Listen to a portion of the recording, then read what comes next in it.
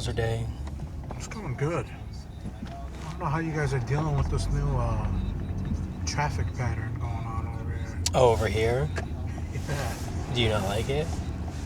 It's kind of weird and confusing Yeah. sometimes. Like, I feel like it's overly complicated. Yeah. No, I live in Lakeview, so I don't have to deal with this. Although I do want to move over here. This is a beautiful neighborhood. It is, yeah. I feel like it's less high maintenance as like a Lakeview Yes. or a Lincoln Park. Yes. I'm glad you put it high maintenance, because that's exactly... That's like the best description I can It come is up exactly that, and I need something a little bit more dirtier. You know, Yeah. it's a little bit more Grungier. disheveled. Yeah. with. But that has personality. I always like Gruntiness? Like- Which one has personality? this neighborhood. Yes. I always liked it. Like Logan Square, Mm-hmm. Humble Park. Mm-hmm. Although I heard Humble Park used to be back in the day, used to be like very bad. So was Logan Square. Right. Logan Square used to be just as bad. Really? Yeah. See, I'm from Minnesota, so I just moved here recently, so... But Humble Park, like the east side of Humble Park, which is like the side closest to Logan Square, Yes. is becoming just like Logan Square, more community oriented and all that. Yeah, I need to get to a cheaper place. I don't know if these will be cheaper, but we'll see when... I feel like they'll be cheaper than Lakeview. Well, that's to your lips to God's ears, because I need it. Yeah, man, it's high out here. Mm-hmm. What part of Minnesota? I'm from Minneapolis. Minneapolis? Yes. That's the Twin Cities, right? Yes. I've been following the Somali TikToks. Oh, They're yeah. so funny. Well, because right now they're in like hot water because of like the whole like alleged stealing of money. So like, what side of Somali TikTok are you on? The ones where the Somalis are making fun of everybody. Oh, okay. Like, this land was promised to us. Yes. They're like doing a parody of the Israeli propaganda stuff. It's the funniest thing I ever seen. Well, maybe now that my phone is listening, it will give you those type of TikToks. Oh, you haven't seen them yet? No. I only get my God. because apparently in Minnesota there's a huge like Somali, like they stole money and bought houses, so that's all I get now. Yeah, it's dumb because Yes. like 40 dudes got in trouble for like some Medicaid fraud or whatever it was. That's the start. That's what started it. Mm-hmm. And like Donald Trump Mm-hmm. being a racist Right. So started talking about. So do you think your TikToks is coming from that? Like they're just reacting to that, or is it two different separate?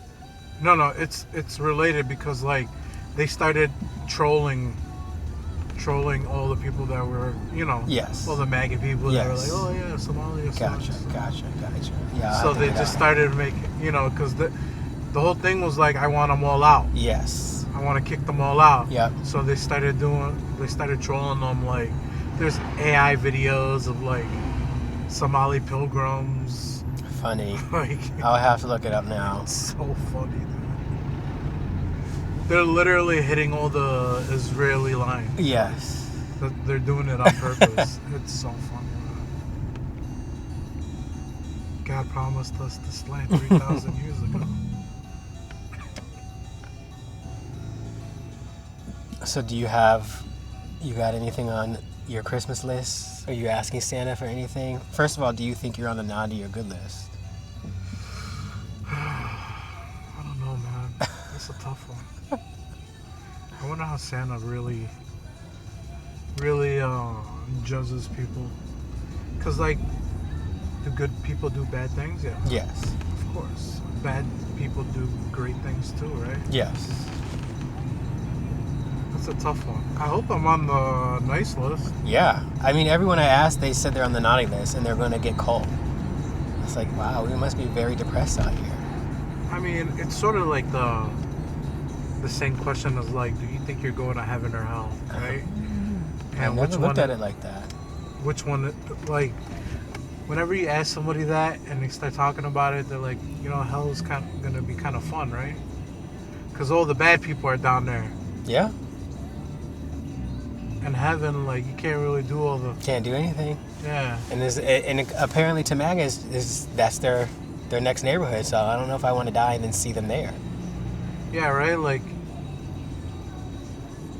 do you really want to die and hang out with Donald Rumsfeld? Like, what the fuck? Dick Cheney. Yes. Like, if those people are in heaven, like, what kind of place is heaven? You're right. I want to go hang out with like DMX. Yes. I was thinking about that too. I'm like, where do you think Michael Jackson or Whitney Houston's at? Like, I need to see them. MJ is definitely in heaven. You think he's in Oh, heaven? yeah, for sure. Are we assuming heaven is still good? Because we're saying that it's going to be with Dick Cheney and Donald Trump. So you're saying he's going to be in that company? I feel like when we die, a lot of people are going to get a lot of surprises. There's going to be curveballs. You know, I've always like through just living life, I always feel like we're living kind of like in the upside down, or just like kind of like a lie. You know, you're told like this is going to be that, and maybe you're true. Maybe when we get to heaven, it's just all marketing, and it's really not actually heaven. You ever watch that show, The Good Place? Yes and no. Like I haven't finished it, but I know exactly what you're talking about. I watched like the first like 5 episodes and all that, but it's sort of the same concept, right? So what do you personally believe in? Do you believe in there's a heaven or a hell, or do you just think this is it and this is the life that you have? I think there's a heaven and a hell. I think there's that, but I also think like it's a concept we can't even conceive anyway. Like you don't know. Yeah. You know, if you're religious, you have faith. If you don't, you know, more power to you. It's definitely a weird thing that is curious to think about. Like, what happens? Like, what's the journey like after? Like, you know? I think about that, like, how would people react if they got the truth? Like, if we all knew that nothing is after this, do you think there will be a dramatic change in the world? Or, so, like, sometimes I think, like, if we die, will we go to another planet? Is this planet one? Are we in a simulation? Are we in a simulation? I don't know if we're in a simulation. I don't know if I can wrap my head around a simulation. There's that. I look that stuff up all the time. Like, my TikTok is weird because like the algorithm is time based. So like after a certain time at night, like your algorithm starts getting weird, starts throwing all this alien, conspiracy theory, simulation theory stuff at you. Sometimes I think about like there's this one theory like we're trapped in a prison, like the Earth is trapped in a prison dimension or whatever, and like you know, it's just weird. Yeah. And I kind of think about stuff like that all the time. Like, what happens if you die and you just wake up in the simulation, like out of the simulation? Yes. There's another theory that says that our lives are literally just us reliving the same life over and over again, and when you die, you flash to the point of your biggest regret to make a better decision, you know. So the next time you live it, you will have you can try again. Yeah, you repeat. I kind of repeat it, but not exactly the same way. Yeah. I feel like that's kind of like a like reincarnation, though, in a way. Yeah, but reincarnation is more like all the stuff you did throughout your life is added to one side of the scale or the other, and when you're reborn into the next life, it depends on, you know, the tally marks. So you could come back as a cockroach, or you could come back as a venture capitalist. A cockroach. No, I like the idea. I watch a lot of Black Mirror, and I always said I want to make an episode where you watch the episode as a viewer and you see this horrendous story, and then they die in the last couple minutes. Their spirit goes to this like all white lab coat futuristic place, and basically what I wanted to like portray is that you kind of like picked your life. Like you sat there, you wanted this is what you wanted to do. You probably had a purpose, but then once you got down there, it kind of like got lost, and like that was the whole point of life in the game. Yeah. And then you'll just, you know, do you want to play again, or do you want to try again as a different character and stuff like that. Yeah. I think it'd be interesting if this is a simulation that we knowingly loaded ourselves up into it, and Yes. then it completely wiped our memory. Yes. And that's exactly where I get lost because I'm like, well, how come I don't have any memory? That would be a sick game, or maybe that's Or like that's Severance, right? yes, yes. So yeah. Like, you picked this, Mm-hmm. or I picked this, or pick the beginning, start menu options, like a video game. Right. You picked all this stuff, and this is how it played out. Right. Yeah. But then I start to wonder, like, okay, when it's over and you wake up, what is the real? Like, what are you really doing? Mm-hmm. Well, that's where it's like I guess it's a game or a simulation. That's the whole thing. You're just playing a game. You ever watch this cartoon called Rick and Morty? No, but I know what you're talking about. There's this thing, like, he does a similar thing in a video game in an arcade. Like, he loads himself up. And, Yes. Yeah. And I forgot what it's called, but he loads himself up into a video game, a simulation game, and like he lives like a whole life in like literally 5 minutes. And then when he gets woken out of it, he's like, he's having blowback to like, oh, what happened to my wife? Yes. Some people have done that with not ayahuasca, a different drug. Mushrooms, acid. No, something more hardcore. I Don't think it was who was it? This comedian did it on a podcast. His name's Ari Shafir. I don't. I think I heard the name, but I don't know. And what was his like? Was he tripping balls? Yeah, he did this drug. I can't remember what it was. It wasn't mushrooms or ayahuasca. It was something way more hardcore. I don't know. I think some kind of angel dust or some craziness. Maybe a more natural one, because I feel like PCP is like more cooking and all that. But it was a natural drug, and the same thing. He lived like a whole, I don't know, crazy life in like 5 minutes. There's this one girl. Her name is Janelle Monáe. I think it's Janelle Monáe. Anyway, she was in an interview. I don't know if she was on drugs. She's very futuristic and like very just like, let's just say futuristic. And she's like, yeah, I don't know if she was on drugs or she was just meditating hard, but she's like, I traveled back in time and I talked to David Bowie and he gave me tips on my performance. And the interviewer was like, before. Really? She's like, yeah, I just traveled back in time. I think when I saw David Bowie, You saw him? I did. I traveled back into the 1970s and I saw him do Ziggy Stardust and the Spiders from Mars, and it was incredible.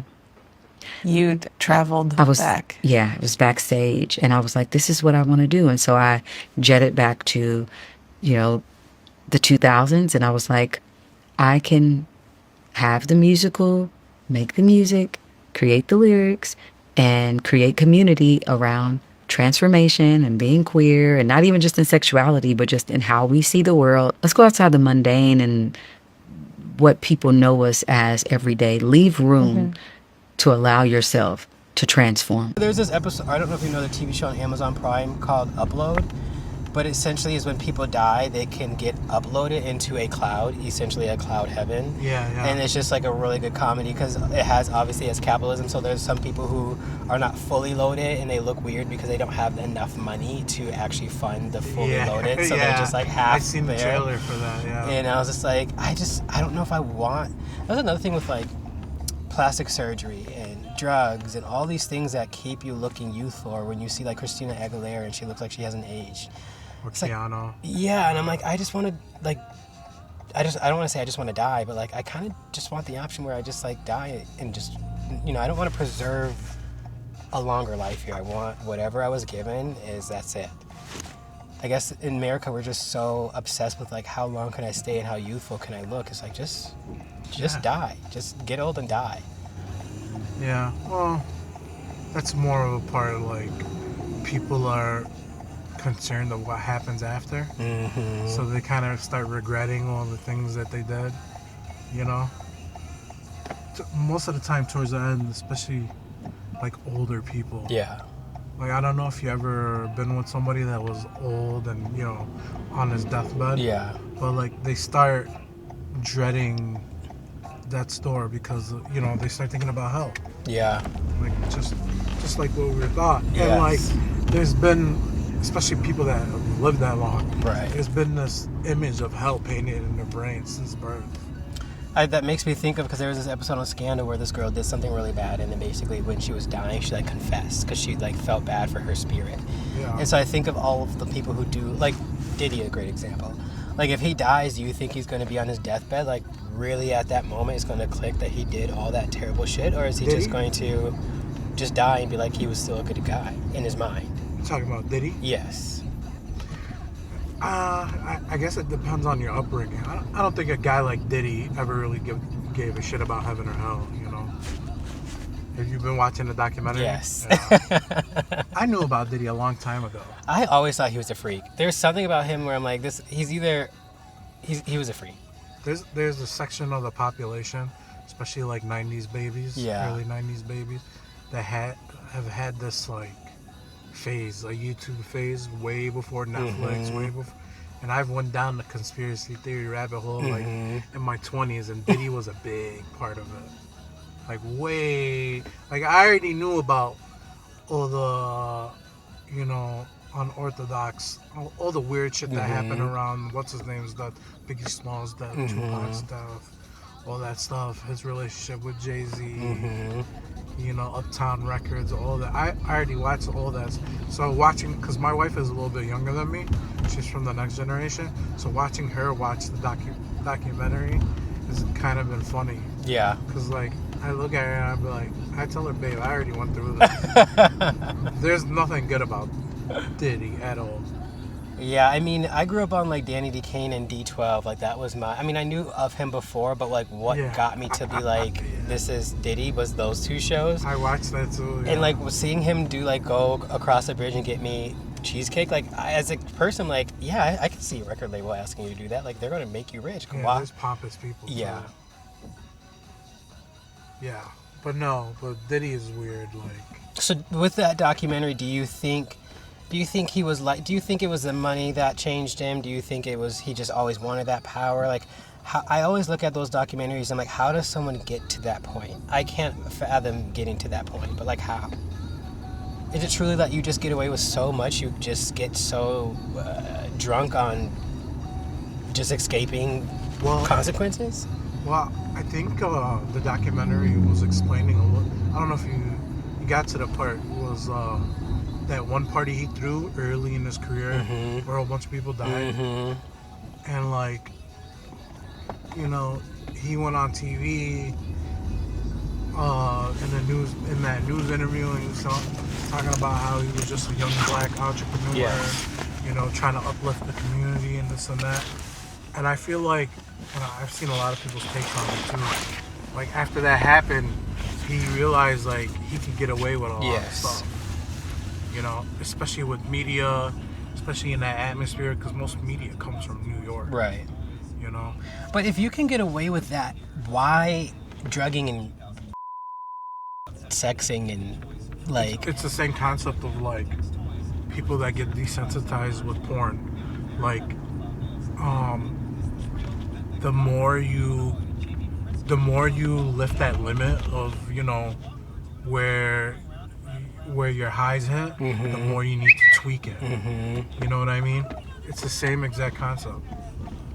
Like the more he gets away with, doing bad shit, right, the more he needs. It's a dopamine hit, right. So it's a drug. Yeah. He's like feeding this addiction. For sure, people always get drunk off of power. Yeah, but like to like drug some girl and like I don't know. I just Dude, Pete Hegseth is bombing fishermen in Venezuela. Yeah. Like, literally. Well, thank you so much.